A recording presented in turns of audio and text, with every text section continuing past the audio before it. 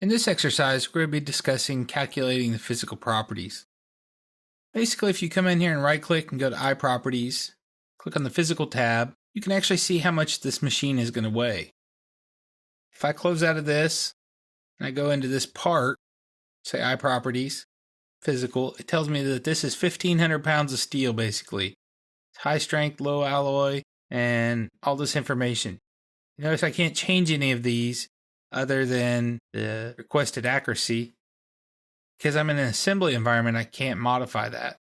If I right click on this and say open, I can right click again, go to iProperties. And now I can change from low alloy to carbon to these different densities and have different weights based on that. If you don't change the material type, you will not get the right information. I've seen a lot of people that will take and model everything up and leave it at default, and then they'll be like, oh, the steel doesn't weigh right. Well, it's because you got to tell it that it's steel. It doesn't know how to read your mind and tell that it's steel. So you come in here, you set it to be steel, you hit OK, save it, you go back to the assembly environment, so now your assembly is correct. And you'll notice that I left this cut in half so you can see what the assembly section does to the weight. 56, 125, 669. I come over here to view and I turn that off. Go back to physical. You'll notice that nothing happened. It's because that assembly section view doesn't actually do anything to the part. It's not actually cutting it in half. It's just turning things on and off. So it still calculates it. If you come in here to a subassembly, you can see how much the subassembly weighs, and so on and so forth, all the way down to the part, of course. If you buy something, so for instance, I come in here and I go to the iProperties of this big roller, it tells me it weighs 25,000 pounds.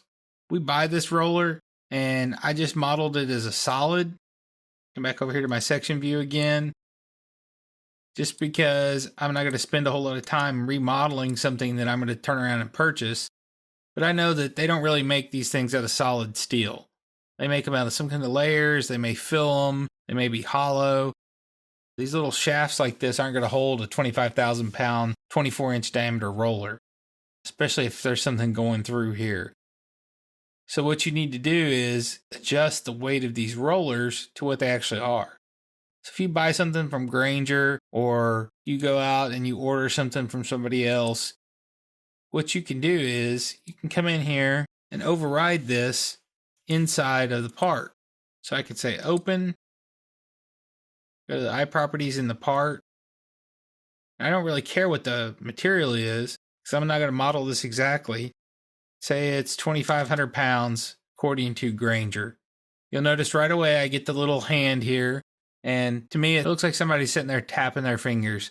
So it tells me that, hey, I've overridden this. This one's calculated, this one's overridden.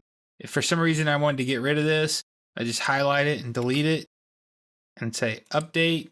It'll go back to just being good old-fashioned calculated. But I'm going to override this, say apply, close this out. Now if I come back over here to my machine, look at the properties of it, you'll see that it's saying lost like 40,000 pounds. So it has two of these big rollers on them that were like 50,000 pounds each. No way that that's 50,000 pounds. This thing's 2,500 pounds. So now I get a little bit more accurate. One of the perfect examples of this is I work with a company that designs monitor lifts for TVs and LCD monitors.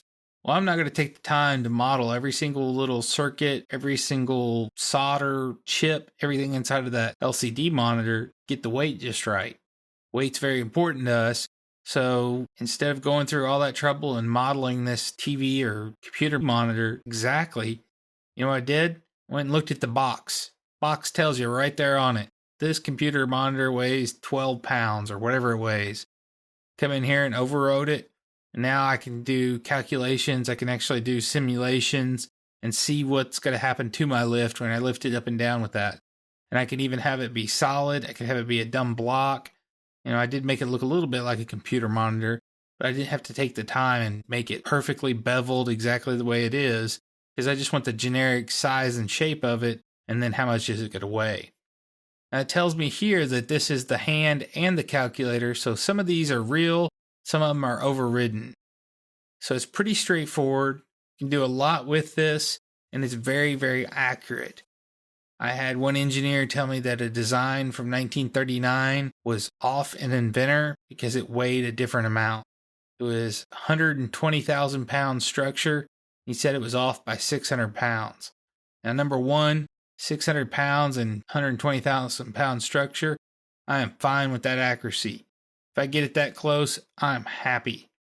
Number two, inventor goes through and does a way better job calculating than any engineer can by hand, because it will actually take out the weight of every hole drilled. If you go through and take the time to add the welds, it will add in the weight of all the welds. So you can get really, really close to exactly what your machine's going to weigh by doing this. You can go in and add virtual components.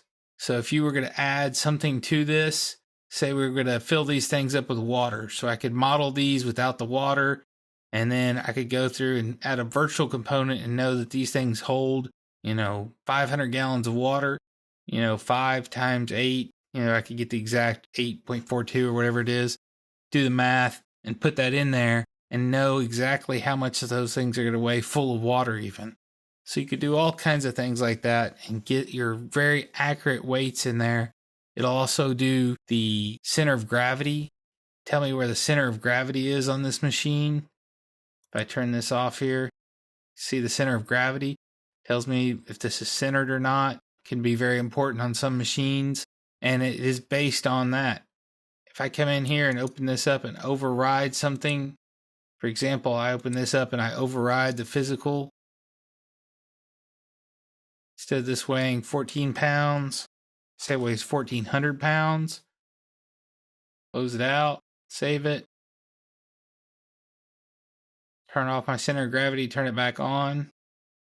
You can see that my center of gravity moved closer to my part because it's much heavier now. So it moved over.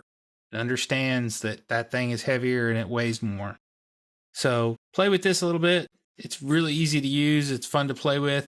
And it's very, very accurate. It can give you some really good information. Everybody has to deal with weight, whether it's shipping, whether it's safety, whether it's the actual machine design itself, whether it's how much material is going into it. If you're designing plastic parts, very important to know how much plastic's going into it if it's a consumer part, because that plastic gets very expensive very quickly if you're going to add a lot of plastic to it. So play with it, see what you can do, see how much your parts weigh, see how much some of the parts we've already done weighs, and see how accurate it is on something you've designed. If you've built something, let me know how that turned out. I believe you can get some really good information from that properties.